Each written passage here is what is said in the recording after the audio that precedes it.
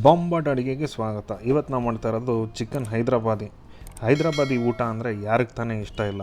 ಬನ್ನಿ ಚಿಕನ್ ಹೈದರಾಬಾದಿ ಮಸಾಲ ಮಾಡೋದು ಹೇಗೆ ಅಂತ ನೋಡೋಣ. ಮಿಕ್ಸಿ ಜಾರಲ್ಲಿ ಒಂದು ಚಿಕ್ಕ ಸೈಜ್ ಈರುಳ್ಳಿ ತೊಗೊಳ್ಳೋಣ. ಒಂದು ಕೈ ಹಿಡಿ ತುರಿದಿರೋ ಅಂಥ ಕಾಯಿ ಹಾಕ್ಕೊಳ್ಳೋಣ. ಬೇಕಾಗಿರೋಷ್ಟು ನೀರು ಹಾಕ್ಕೊಂಡು ಇದನ್ನು ನುಣ್ಣಗೆ ರುಬ್ಕೊಂಡು ಸೈಡಲ್ಲಿ ಎತ್ತಿಟ್ಕೊಂಬಿಡೋಣ. ಒಂದು ಪ್ಯಾನ್ಗೆ 3-4 ಟೀ ಸ್ಪೂನಷ್ಟು ಎಣ್ಣೆ ತೊಗೊಳ್ಳೋಣ.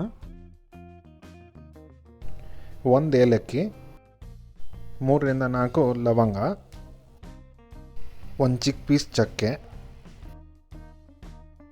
ಒಂದು ದೊಡ್ಡ ಸೈಜ್ ಈರುಳ್ಳಿ ಸಣ್ಣದಾಗಿ ಹೆಚ್ಚಿಟ್ಕೊಂಡಿದ್ದೆ ಅದನ್ನು ಹಾಕ್ಕೊತಾ ಇದ್ದೀನಿ. ಇವಾಗ 2 ನಿಮಿಷ ಇದೇ ಥರ ಚೆನ್ನಾಗಿ ಫ್ರೈ ಮಾಡ್ಕೊಳ್ಳೋಣ. 2 ನಿಮಿಷ ಫ್ರೈ ಆದಮೇಲೆ ಇದಕ್ಕೆ 1 ಟೀ ಸ್ಪೂನಷ್ಟು ಶುಂಠಿ ಬೆಳ್ಳುಳ್ಳಿ ಪೇಸ್ಟ್ ಹಾಕ್ಕೊಳ್ಳೋಣ. ಇದನ್ನು ಹಸಿ ವಾಸನೆ ಹೋಗೋವರೆಗೂ ಚೆನ್ನಾಗಿ ಫ್ರೈ ಮಾಡ್ಕೊಳ್ಳೋಣ. ಏನಿಲ್ಲ ಅಂದ್ರೂ ಒಂದು 3-4 ನಿಮಿಷ ಆಗ್ಬೋದು. ನೋಡಿ, ಈ ಥರ ಚೆನ್ನಾಗಿ ಫ್ರೈ ಮಾಡಿಕೊಂಡು ಈರುಳ್ಳಿ ಕಂದು ಬಣ್ಣ ಬಂದಾಗ ಒಂದು ದೊಡ್ಡ ಸೈಜ್ ಟೊಮ್ಯಾಟೊ ಸಣ್ಣದಾಗಿ ಹೆಚ್ಚಿಟ್ಕೊಂಡಿದ್ದೆ ಅದನ್ನು ಹಾಕ್ಕೊತಾ ಇದ್ದೀನಿ. ಅದ್ರ ಜೊತೆನೇ ಈ ಕಾಯಿ ತುರಿ ಮತ್ತು ಈರುಳ್ಳಿ ರುಬ್ಬಿಟ್ಕೊಂಡಿದ್ವಲ್ಲ ಅದನ್ನು ಹಾಕ್ಕೊಳ್ಳೋಣ. ಇದಕ್ಕೆ ಇವಾಗ 1 ಟೀ ಸ್ಪೂನು ಖಾರದ ಪುಡಿ, 1 teaspoon Kashmiri chilli powder ಕಲರ್ಗೆ ಮತ್ತು ಇನ್ನೊಂದು ಖಾರಕ್ಕೆ, ಅರ್ಧ ಟೀ ಸ್ಪೂನ್ ಜೀರಿಗೆ ಪುಡಿ, 1 ಟೀ ಸ್ಪೂನ್ ಧನಿಯಾ ಪುಡಿ,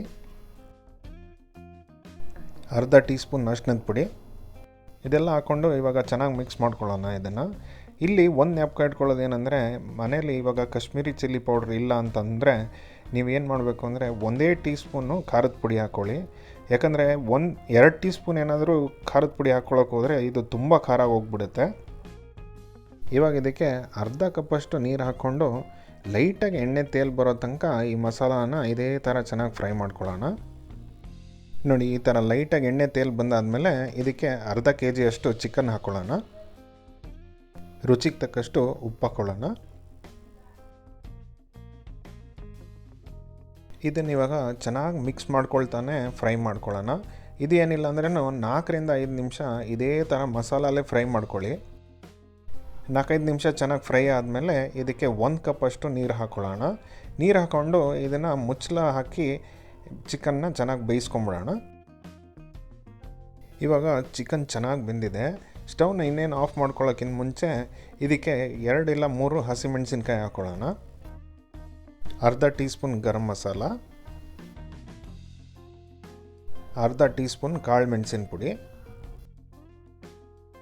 ಚೆನ್ನಾಗಿ ಮಿಕ್ಸ್ ಮಾಡ್ಕೊಳ್ತಾ 1-2 ನಿಮಿಷ ಇದನ್ನು ಬೇಯಿಸ್ಕೊಳ್ಳೋಣ. 2 ನಿಮಿಷ ಆಗ್ತಾ ಇದ್ದಂಗೆ ಸ್ವಲ್ಪ ಮೇಲೆ ಕೊತ್ತಂಬರಿ ಸೊಪ್ಪು ಹಾಕಿ ಇದನ್ನು ನಾನ್, ಕುಲ್ಚಾ, ಪರೋಟ, ಇಡ್ಲಿ, ದೋಸೆ, ರೈಸು, ಮುದ್ದೆ ಯಾವುದ್ರ ಜೊತೆ ಬೇಕನ್ನ ಬ್ಯಾಟಿಂಗ್ ಆಡಿ ಸೂಪರಾಗಿರುತ್ತೆ. Until next time, Bombatt Aduge signing off. See you in another great video. Bye bye.